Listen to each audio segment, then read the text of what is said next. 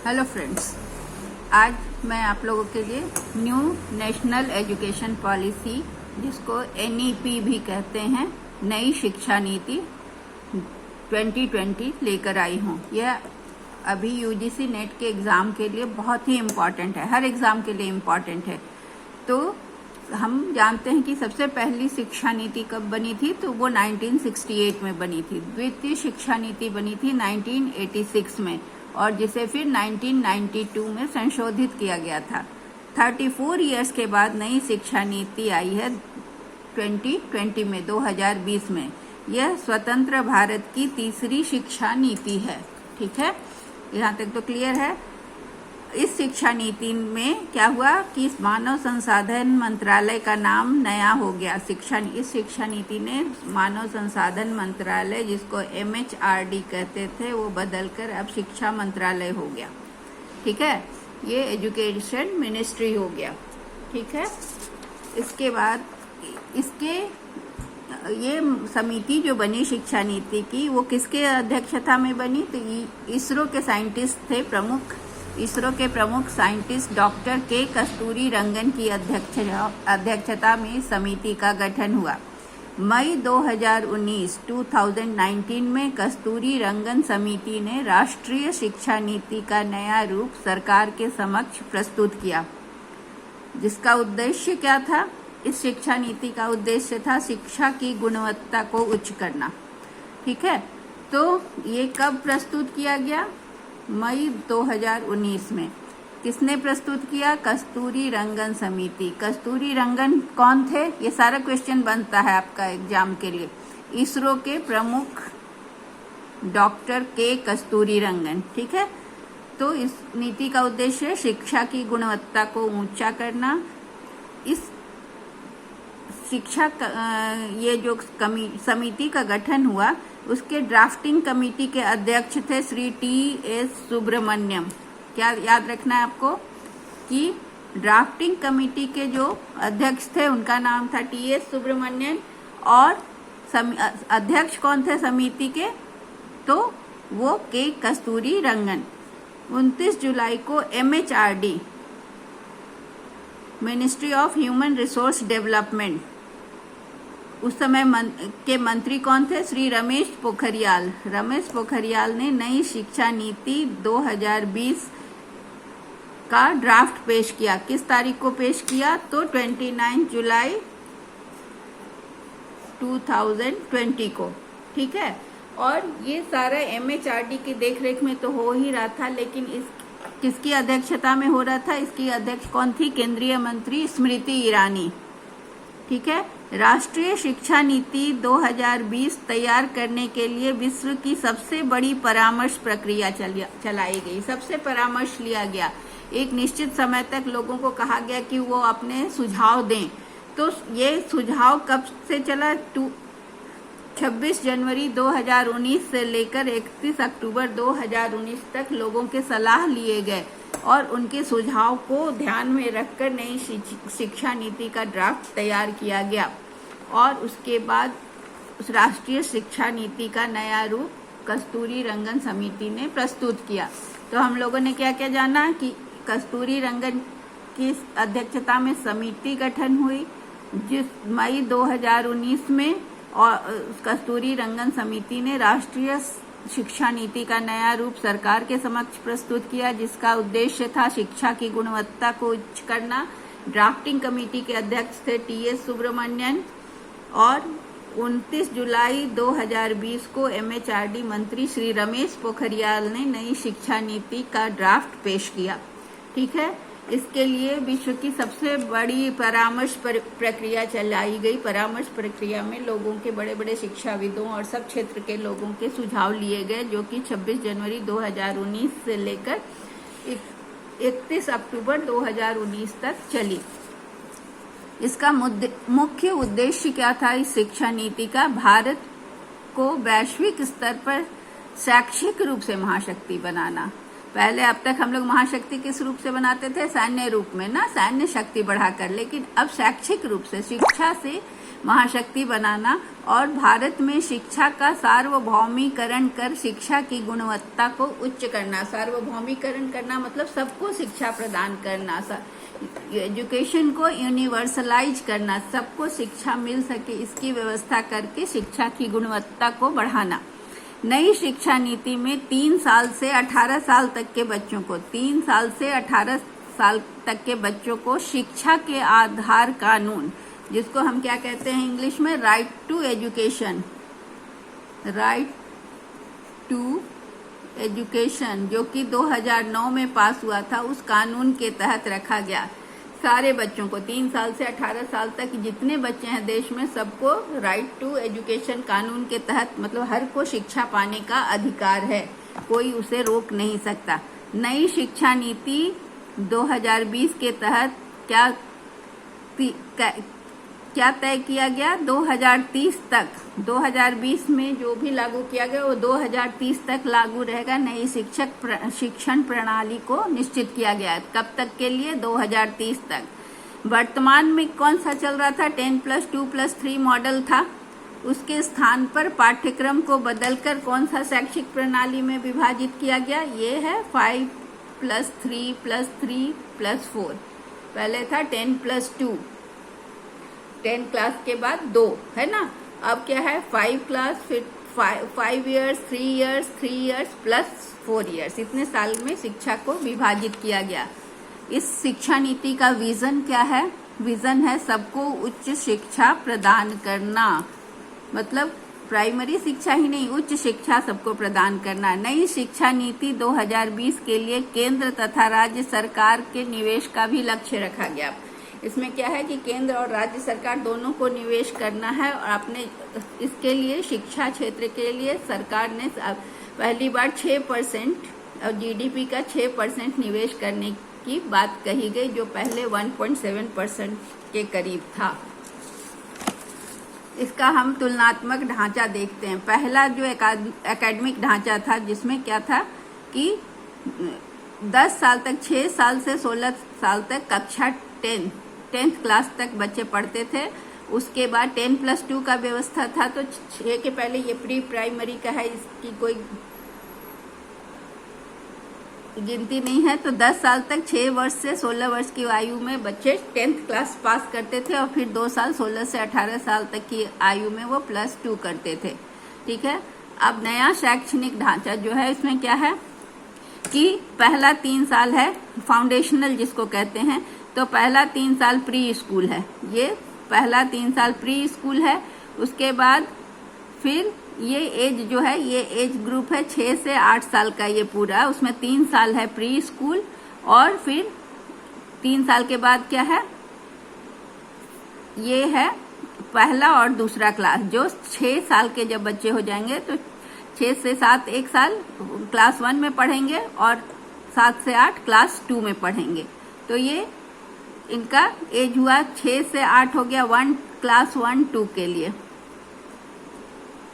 और नीचे हो गया 3 साल प्री स्कूल में।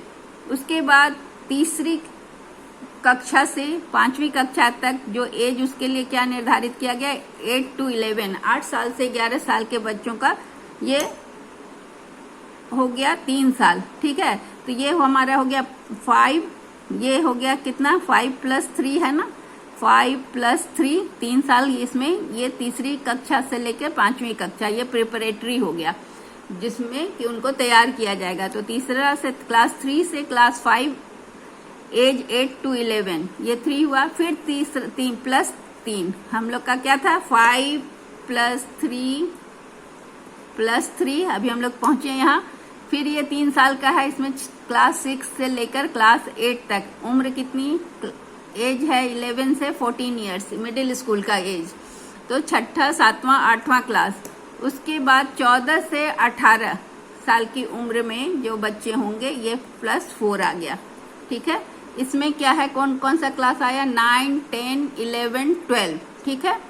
तो 14 साल से 18 साल की उम्र तक बच्चे 12 क्लास तक पास करेंगे। तो ये नया शैक्षणिक ढांचा में ये हो गया कि 3 साल प्री स्कूल, फिर 2 साल क्लास 1-2, फिर 3 साल में क्लास 3 से क्लास 5, फिर 3 साल में क्लास 6 से 8 मिडिल स्कूल, और फिर चौथा है 14 to 18 ईयर्स में क्लास 9 to 12। ये नया ढांचा बना है, इसी हिसाब से अभी ये लागू होगा तो ऐसी शिक्षा होगी। नई शिक्षा नीति की विशेषताएं एवं प्रावधान, इसमें क्या क्या है। इस नीति के तहत वर्ष 2030 तक सकल नामांकन अनुपात मतलब ग्रॉस एनरोलमेंट रेशियो GER जिसको कहते हैं, कि बच्चों का जो एनरोलमेंट होगा स्कूल में वो 100% लाने का लक्ष्य रखा गया है।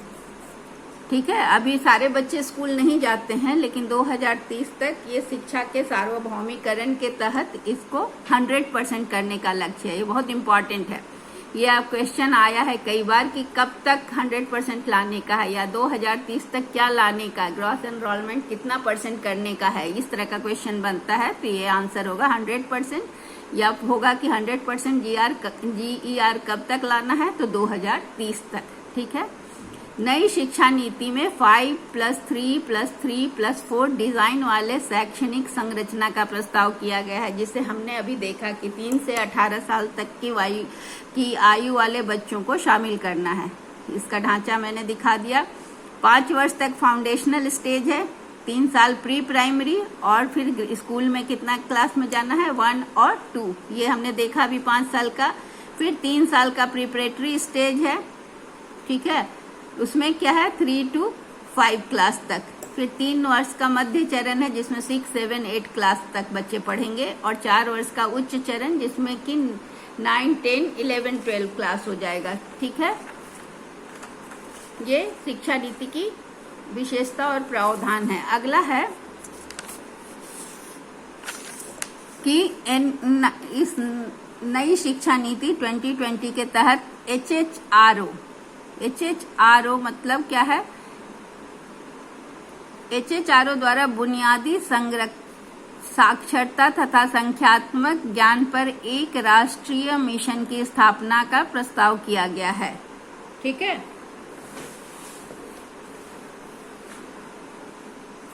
तो एक राष्ट्रीय मिशन किस चीज पर, फाउंडेशनल बुनियादी साक्षरता और संख्यात्मक ज्ञान, मतलब कि बुनियादी साक्षरता शुरू जो सबको जानना चाहिए, सब में वो साक्षरता होनी चाहिए जो बेसिक है, बेसिक साक्षरता, और नंबर का ज्ञान जो हम 3R पहले जानते थे वही की स्थापना का एक प्रस्ताव किया गया है। इसके द्वारा 2025 तक क्या करना है, 3 साल के बच्चों के लिए आधारभूत कौशल सुनिश्चित करना। आधारभूत मतलब बुनियादी कौशल, क्या क्या बच्चों को 3 साल कक्षा 3 तक के बच्चों को आना चाहिए, इसको सुनिश्चित करना है।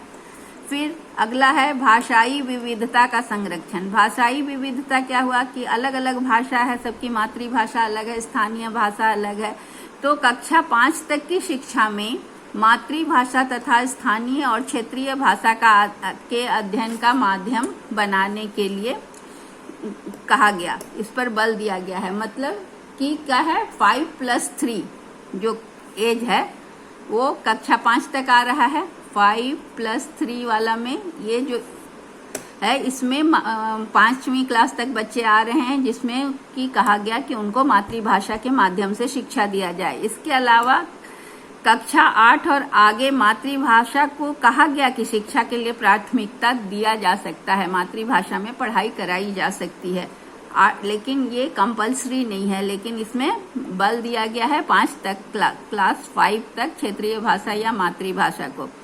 स्कूली शिक्षा में संस्कृत और अन्य प्राचीन भाषाओं का भी विकल्प होगा, जो बच्चे चाहें उसे पढ़ सकते हैं, उसको पढ़ने की बाध्यता नहीं होगी, लेकिन वो कोर्स में रहेगा जिसमें कि प्राचीन भाषा का अध्ययन कर सकते हैं। फिर क्या है, विद्यालय में शारीरिक शिक्षा पर बहुत जोर दिया गया ताकि बच्चों के शारीरिक स्वास्थ्य का भी ध्यान रखा जा सके। सभी स्तर पर, सभी लेवल पर छात्रों को बागवानी, खेलकूद, योग, मार्शल आर्ट इत्यादि सिखाने का या इसकी व्यवस्था करने की बात कही गई है।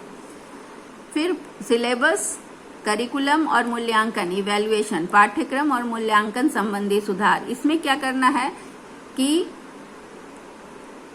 इस नीति के अनुसार कला, विज्ञान, व्यावसायिक और शैक्षणिक विषयों पर पाठ्यक्रम और पाठ्येतर गतिविधियों में बहुत अंतर नहीं होगा। इसका क्या मतलब हुआ कि जो भी पढ़ाई होगी उसमें व्यावसायिक शिक्षा और पाठ्येतर गतिविधि उसी से जो पढ़ रहे हैं उससे मिलता जुलता करिकुलर एको करिकुलर एक्टिविटीज होंगे। कक्षा 6 से ही क्या है, व्यावसायिक वोकेशनल एजुकेशन, और इसमें इंटर्नशिप की व्यवस्था की जाएगी। इंटर्नशिप क्या होता है, जब आप कहीं कोई चीज को पढ़ते हैं फिर उसका प्रैक्टिस करने जाते हैं तो उसको इंटर्नशिप। तो ये पहले इंटर्नशिप हायर क्लासेस में होते थे, अब क्लास 6 से ही नई शिक्षा नीति में शुरू की जाएगी। अब स्कूली शिक्षा के लिए राष्ट्रीय पाठ्यक्रम की रूपरेखा कौन बनाएगा, ये क्वेश्चन बहुत इंपॉर्टेंट है। ये क्वेश्चन आता है यूजीसी नेट में, आया भी है अभी पिछला जो नेट का एग्जाम हुआ है उसमें। तो ये किसके द्वारा बनाया जाएगा, एनसीईआरटी, जो जिसका हिंदी क्या है, राष्ट्रीय शैक्षणिक अनुसंधान और प्रशिक्षण परिषद, national council of education research, council of education and research training. ठीक है, नेशनल कौन सी चीज तैयार की जाएगी, स्कूली शिक्षा के लिए राष्ट्रीय पाठ्यक्रम की रूपरेखा, national curricular framework for school education. School education का पाठ्यक्रम कौन तैयार करेगा, तो एनसीईआरटी तैयार करेगा।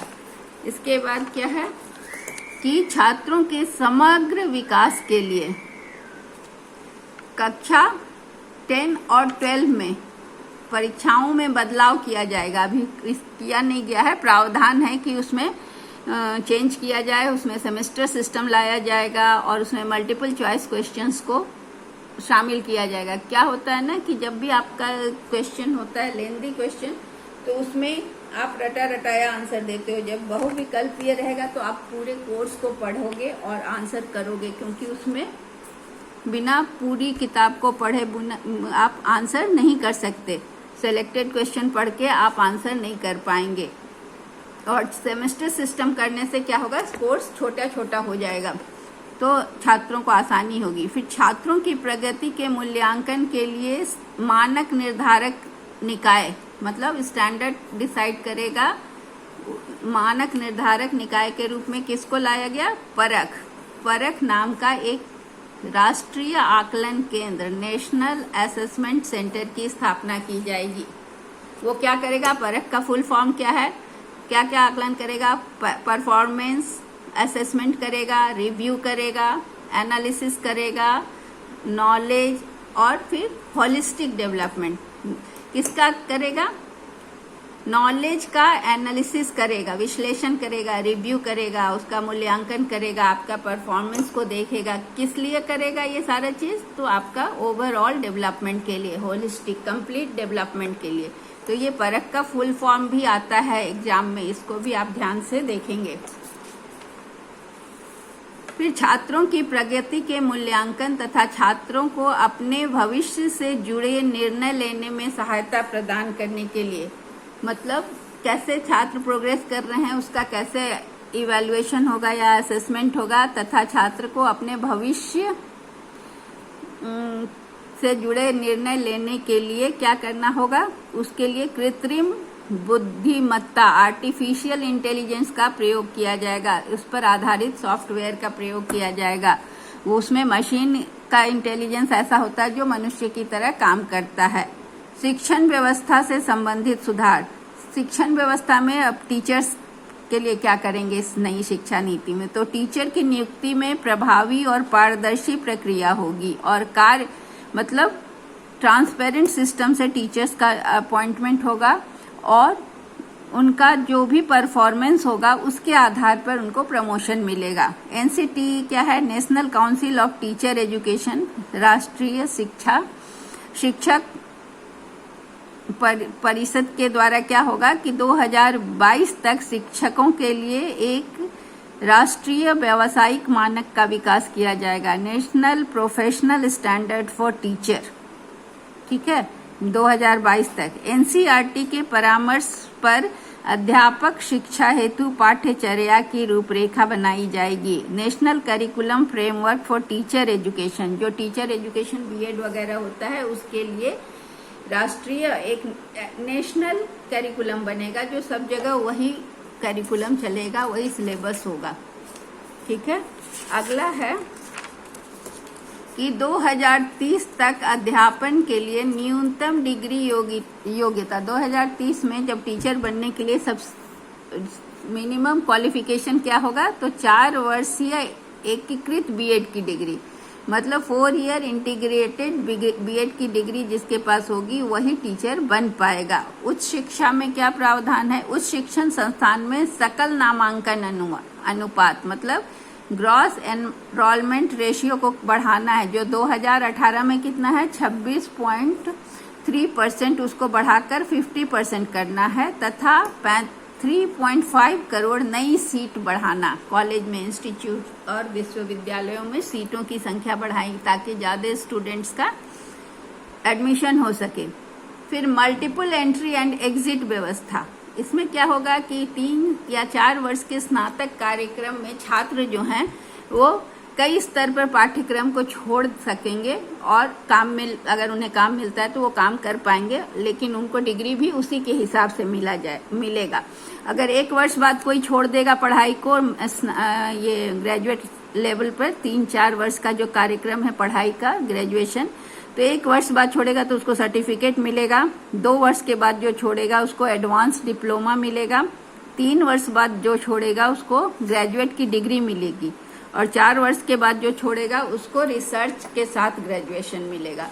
तो डिग्री का अलग अलग लेवल होगा। अगर आप जल्दी छोड़ेंगे तो आपको थोड़ा कम मतलब डिग्री का जो लेवल होगा वो लोअर होगा, और जैसे जैसे आप पूरा कोर्स करेंगे आपके डिग्री की मान्यता और महत्ता बढ़ती जाएगी।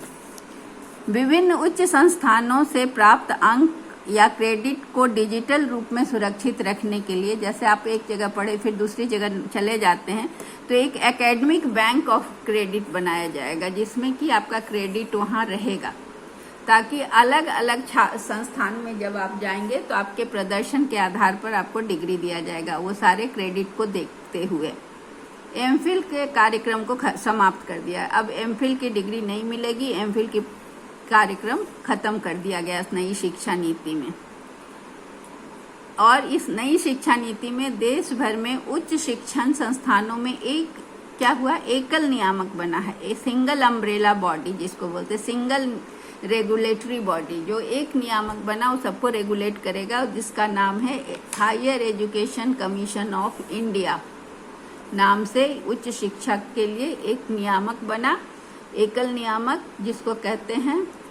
और ये बनाने की कल्पना की गई, ये इसमें सारे उच्च शिक्षा को शामिल किया गया है, किसको छोड़कर चिकित्सा और कानूनी शिक्षा को इसमें नहीं शामिल किया गया है। तो आपका ये यहाँ एक इम्पॉर्टेंट क्वेश्चन बनता है कि Higher Education Commission of India में जो कल्पना की गई है एकल नियामक की, उसमें किस किस शिक्षा को, किस पढ़ाई को नहीं शामिल किया गया है। तो इसमें हम कहेंगे मेडिकल को नहीं शामिल किया गया है और लॉ को नहीं शामिल किया गया है। लॉ की पढ़ाई और मेडिकल की पढ़ाई को छोड़कर बाकी सारी उच्च शिक्षा के लिए एकल निकाय, सिंगल अम्ब्रेला बॉडी के रूप में किसको बनाया है, Higher Education Commission of India, जिसको हम HECI भी कहते हैं। उसके बाद है विकलांग बच्चों के लिए क्या इसमें प्रावधान है। नई शिक्षा नीति में विकलांग बच्चों के लिए भी व्यवस्था की गई है, जिसमें विकलांग बच्चों को प्रशिक्षण दिया जाएगा ताकि वो पढ़ाई या अपना कार्य कर सकें। उसके लिए रिसोर्स सेंटर बनाया जाएगा, उनके रहने की व्यवस्था, हॉस्टल की व्यवस्था की जाएगी, उनको हेल्प करने वाले जो इक्विपमेंट हैं, जो जैसे जो जिन्हें जो ब्लाइंड हैं उनको ऑडियो रिकॉर्डिंग के लिए उपकरण दिए जाएंगे। स्कूल से लेकर उच्च शिक्षा तक उनकी नियमित भागीदारी, उनका एडमिशन हो, इसकी व्यवस्था की जाएगी। फिर डिजिटल शिक्षा, एक राष्ट्रीय शैक्षिक प्रौद्योगिकी मंच की स्थापना की जाएगी, जिसमें है नेशनल एजुकेशनल टेक्नोलॉजिकल फोरम, जिसके द्वारा क्या क्या काम आसान होगा, विचारों का आदान प्रदान होगा, शिक्षण मूल्यांकन योजना हेतु विचारों का आदान प्रदान होगा। मतलब टेक्नोलॉजी से लोग एक दूसरे से बात कर पाएंगे और इस पर विचार विमर्श कर पाएंगे। डिजिटल संस्थानों को विकसित करने के लिए टेक्नोलॉजी इकाई, प्रौद्योगिक इकाई विकसित किया जाएगा।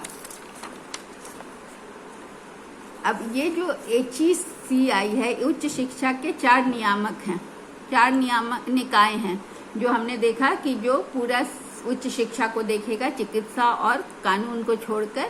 तो उसमें उसके 4 निकाय हैं। उसमें पहला है राष्ट्रीय उच्चतर शिक्षा नियामकीय परिषद, National Higher Education Regulatory Council, उसका फुल फॉर्म है, और इसका शॉर्ट फॉर्म है NHERC। इसमें क्या क्या है, टीचर एजुकेशन और उच्च शिक्षा के लिए रेगुलेशंस बनाना।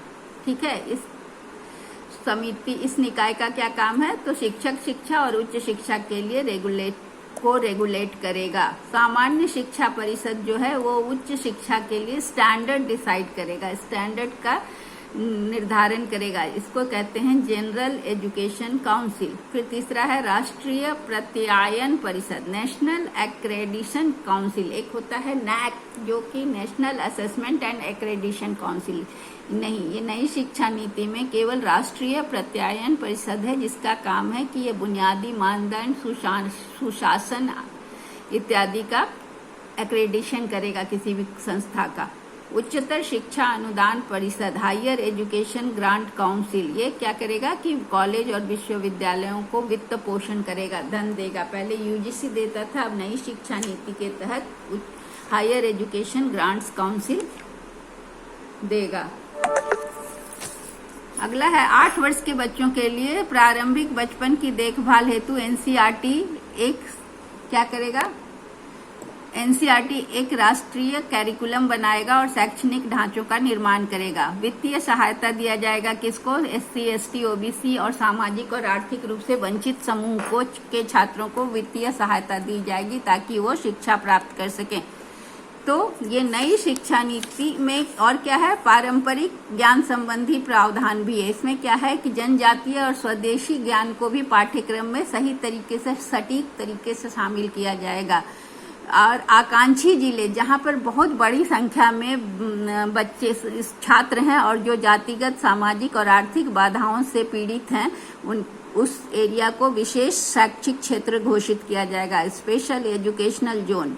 सभी लड़कियों और ट्रांसजेंडर छात्रों को समान गुणवत्ता प्रदान करने के लिए जेंडर इंक्लूजन फंड की भी स्थापना होगी। तो इस तरह से क्या है कि नई शिक्षा नीति जो है 21वीं सदी के भारत के जरूरत के अनुरूप तैयार की गई है। स्नातक शिक्षा में artificial intelligence, 3D machine, data analysis, biotechnology का समावेशन किया गया है, जो कुशल पेशेवर तैयार करेगा और रोजगार बढ़ाएगा। हमारे यहाँ एक्सपर्ट्स तैयार होंगे इस शिक्षा नीति से और रोजगार बढ़ेगा। तो भविष्य में इस शिक्षा नीति से हम बहुत कुछ अपेक्षा करते हैं। उम्मीद है कि ये हमारी आशाओं के अनुरूप निकलेगा और ये आपके लिए बहुत इम्पोर्टेंट है, इसको बहुत ध्यान से पढ़ेंगे। Thank you.